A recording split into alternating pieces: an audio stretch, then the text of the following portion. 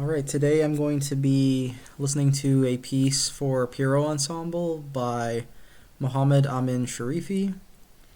It's called Quintet No.2, and the subtitle is Written Improvisation.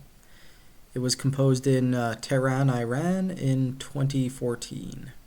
So far in this series, I don't think we've had just a straight Pierrot Ensemble, but this is one. Nobody's doubling on anything, it's just flute, clarinet, violin, cello, piano. And it's a pretty substantial piece. It's 60 minutes long, and the score is about 44 pages. So it looks like we have some elements of aleatory in the score, just based on the performance notes here. So there's moments where the conductor is just cueing sections of improvisation, I'm assuming. And there are sections without note heads where rhythmic figures are static and then the pitches are improvised. And then there's other sections where the performer's given a collection of pitches to improvise with.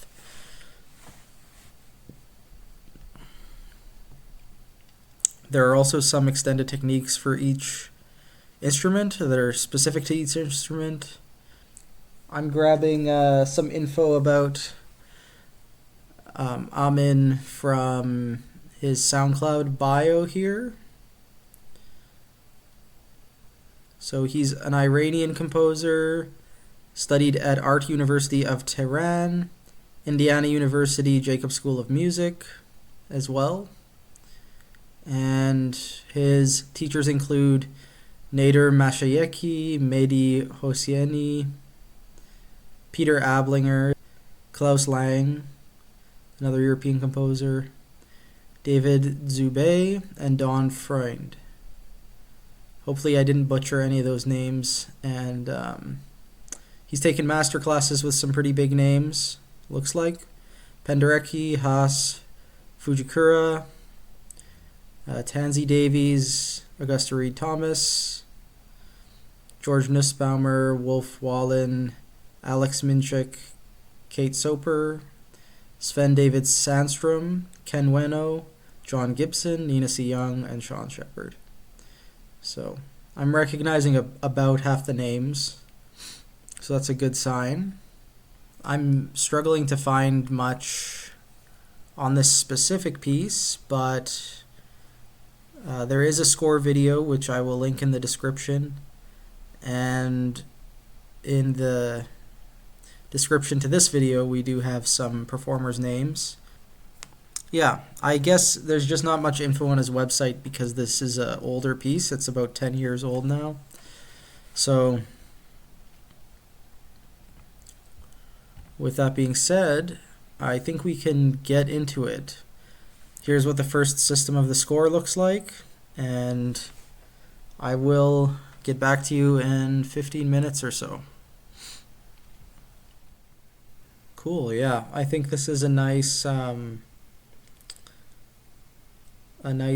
like 15-minute exciting, accessible little piece, and I think it could fit on a lot of programs. I like the composer's use of the ensemble and his sort of like the way he combines 2, 3, 4, and 5 instruments. It's really colorful, and it really plays to the ensemble's strengths. All of these instruments are really good solo instruments, and they all blend really well, and they all have very different colors in their different registers. And I think he had a really good time experimenting with the silences and sort of ending phrases open and then starting over. That was sort of a theme I traced throughout the piece. I also really liked the harmonic language. It was like, it kind of reminded me of Messiaen at times in the piano, especially. But then there was also sections where the pitches were all improvised, and it was a little bit more like unexpected and dissonant. From the title, I was expecting the piece to play more with aleatory, but it's really just reserved for a few special moments. The biggest one is at the end here, these 2 pages.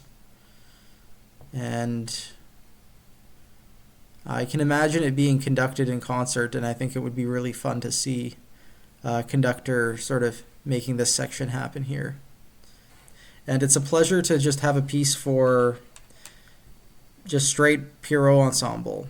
No doublings, nothing added, and it gives you a sense of how sort of bright and lean and colorful this ensemble is as a chamber group, and how it sort of can be used for instrumental writing rather than backing a singer as it was initially used by Schoenberg. So